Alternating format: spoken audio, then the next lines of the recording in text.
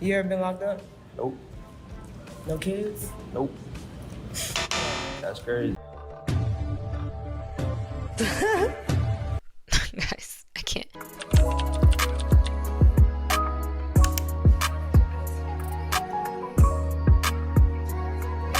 Hey guys, it's your girl Cameron and I'm back at it again with another video.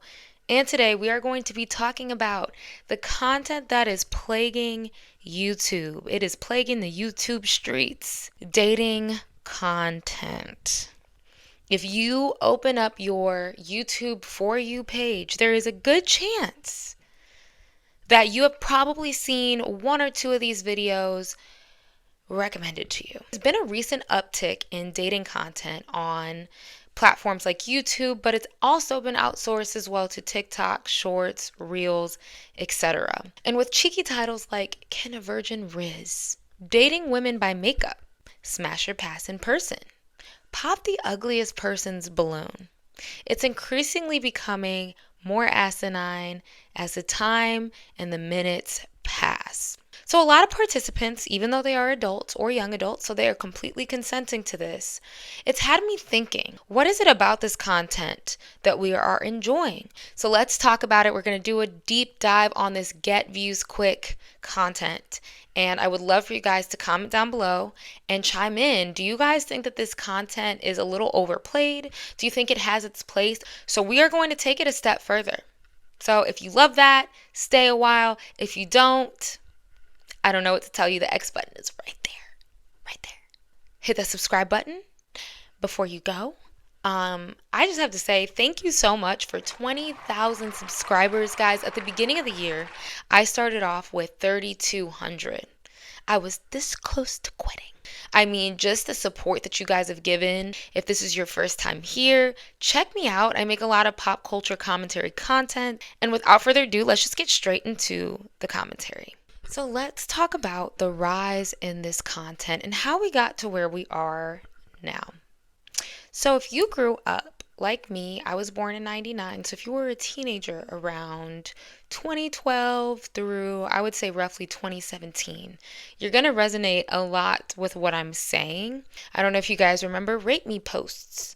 And a lot of those were, hey, send me a little DM, da da da, like rate me 1 through 5. And we would pretty much broadcast these on social media, or you would DM somebody.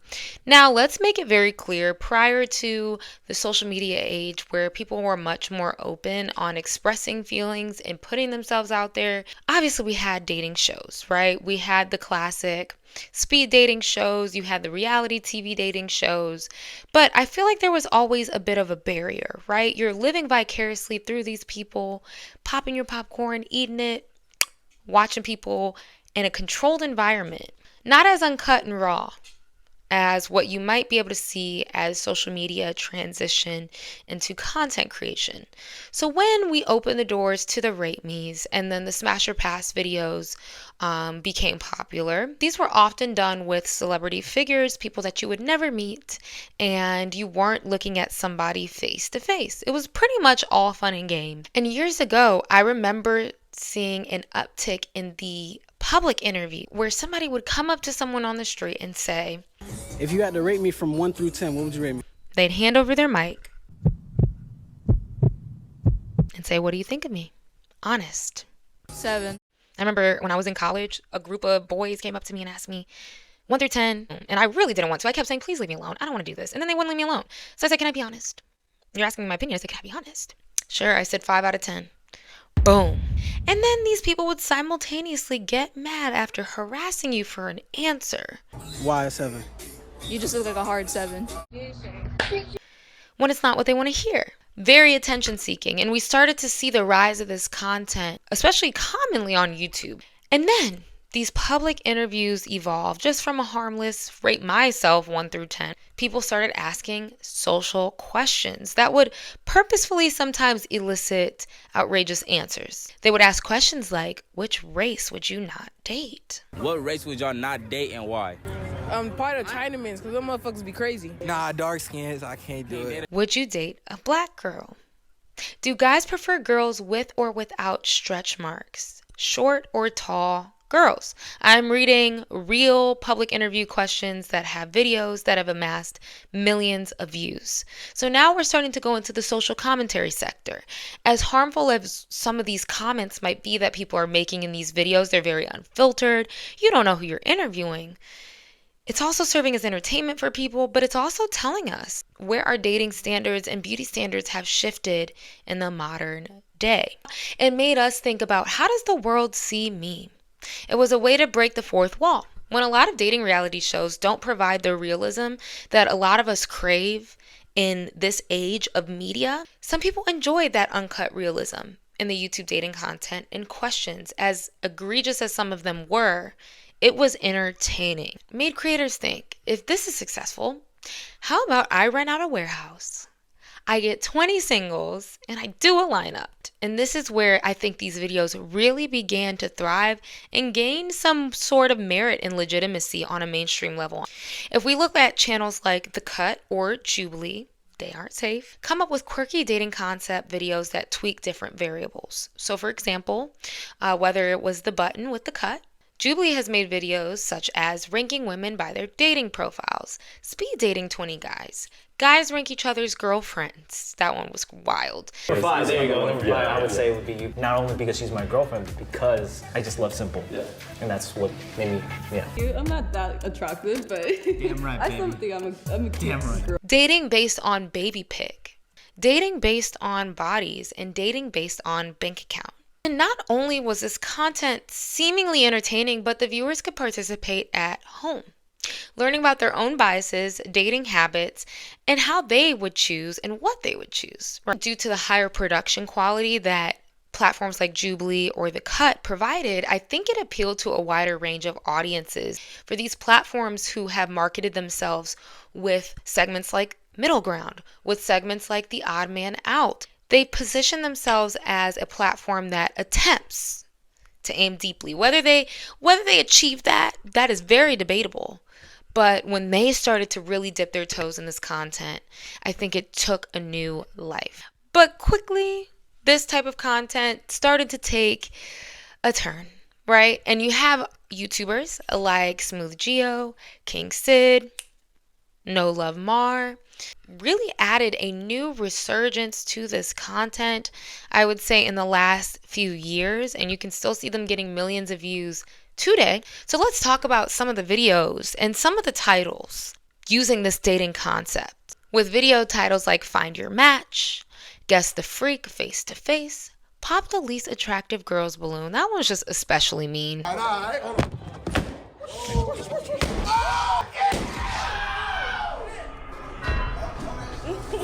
This is not serious, right? Like, come on. Smash Her Pass Face to Face, and 10 women's bodies versus one uncle. I dare you to just go on one of their pages and you get a good laugh. Just read the titles, you'll get a good laugh. It was a very blunt, straightforward side of things, where there's hardly any meaningful discussion or meaningful conversation attempted to be had. And people line up like cattle to be potentially embarrassed by people they don't even know. Because with platforms like Jubilee or The Cut, you have producers on set. I'm not saying things don't go too far, but there seems to be some sort of standard of production, a standard of levelness that was never fully crossed. Where do you think you might wind up in line? Probably on the lower half. Not because I don't think I'm beautiful. I just think that there is a specific standard of beauty right now, and I don't necessarily fit I don't check off all of the boxes. Me being in the middle also makes sense because I'm also a little bit more on the stereotypical attractiveness. Like, I have blonde hair, I'm tall, just kind of all these things like, you grow up hearing about like what is considered attractive. Do you feel like you guys asked enough questions to get to know the women? God, no. None at all. I think our questions are terrible. Yeah, we didn't miss really obvious ones like, oh, where are you guys from? How old are you? What do you do for work? Don't know why it doesn't pop in our heads, but they did it at the time. These examples go to show that Jubilee, in my opinion, does attempt having a deeper conversation and digging a little bit deeper into why people feel the way they do about themselves and their relationship to how they're viewed in the world. And I think Jubilee could do more of this at times, but I wanted to show how their particular interpretation of this content, I think, does try to make the contestants and the viewers think a bit outside of the box and question our biases. And with this kind of content, you really started to see true unfiltered foolishness. Point blank, period. For example, you take a concept like kiss, grab, or slap. One of King Sid's videos where he's visibly slapping girls in the video. Slap to the road quick. Slap up. This one I'm gonna slap too. No. Nah, she turned around immediately. The face. We're putting our hands on each other. These women are adults, but just the general idea of this concept is very icky. It's very nasty, and it's starting to normalize or almost glorify behaviors that shouldn't be reflected in media this way, especially when a lot of the people consuming this content are children under 18. And lately, celebrities have been hopping on this bandwagon and are participating in videos. And they're passing or smashing. I don't know what they be doing when the camera's cut. But with seemingly regular girls, right? They're being put in positions with maybe girls they wouldn't usually talk to. So people obviously find appeal. And this has also created another uptick in views because now you have the celebrity appeal and the celebrity prowess. I'm concerned. Like, where are we getting these ideas? Why are we grabbing ass? And we're reinforcing behaviors that we don't need to continue to normalize. One may argue, isn't this kind of just reflecting what dating is like now? And I want you guys to comment that down below. I'm genuinely trying to figure that out, right? But don't you think that that says something about the issue on the way we interact with each other? How we both equally judge each other for things that are so surface. Do you believe in 50-50 in the household? You're not letting yourself walk your masculine energy. You're literally letting her little boy you. You're literally. I'm cool with like 70-30. That was my initial answer. That wasn't the question. That wasn't the question. I guess. And I'm trying to figure out what's funny.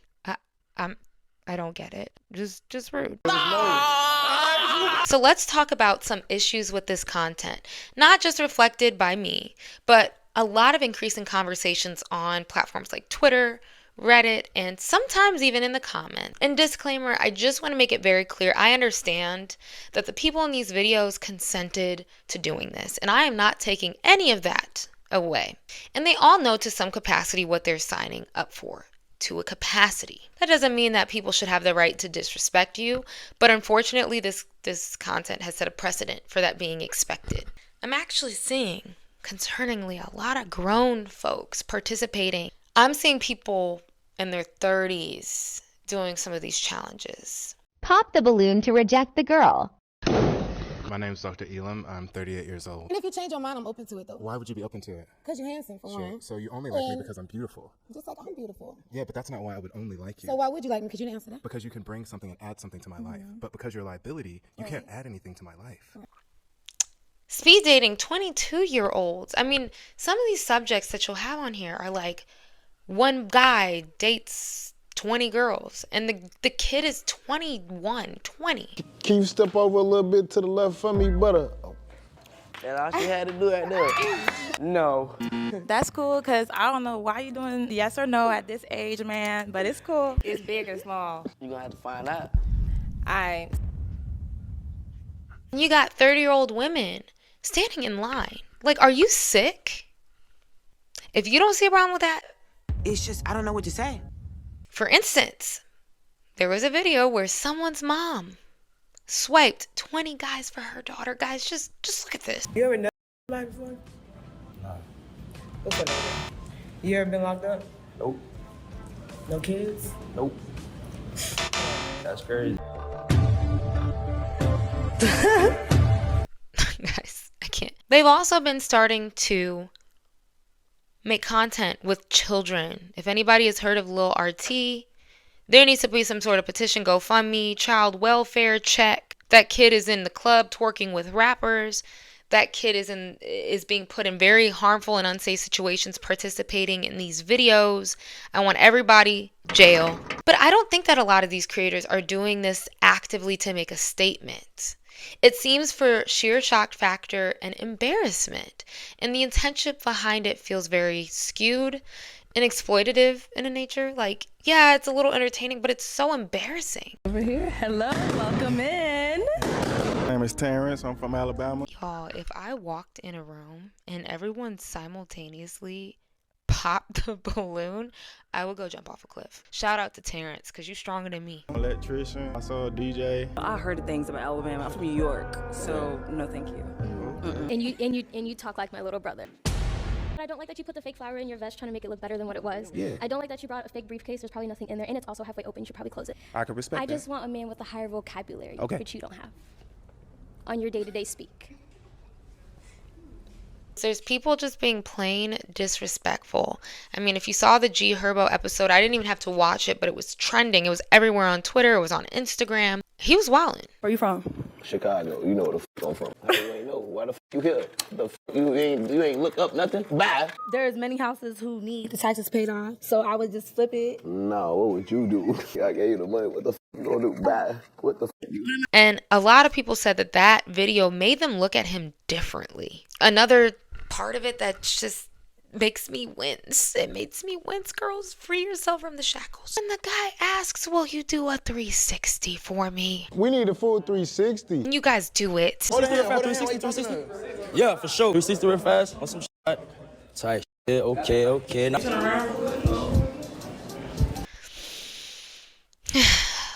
Free my girls. Free them from the shackles of male validation. The girl who said Nardo Wick was lame for not drinking or smoking. Do you drink liquor? No, not really. Like, it depends, like, on occasion. Okay, so do you do drugs? So you just a boring ass? Yeah. Guys, I can't make this up. This content is a testament to maybe how the dating scene is in today's age at a surface level. I wouldn't know. I'm in a relationship. Been in one for almost 4 years. But from what I'm seeing, a lot of people are saying this is kind of what it is. But I think it also says a lot as well that we're enjoying this as content. I can't be the only one like thinking this is insanely odd and borderline harmful. And I went into the comments and most of it was pretty normal. Like people laughing at the jokes, people making fun, poking fun, and not really thinking critically about why are tall girls always kind of picked or looked at differently? And why is this person being made the laughing stock? Because maybe they present themselves a little different. I'm not always seeing those conversations that I would hope that at least a video like this would spark something. But I think I'm giving people too much credit. I don't think people think very critically about their actions and how that reflects and affects other people. I don't.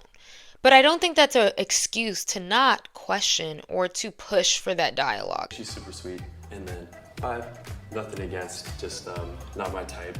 She's still really... Whoa, what you mean nothing against? That was a little...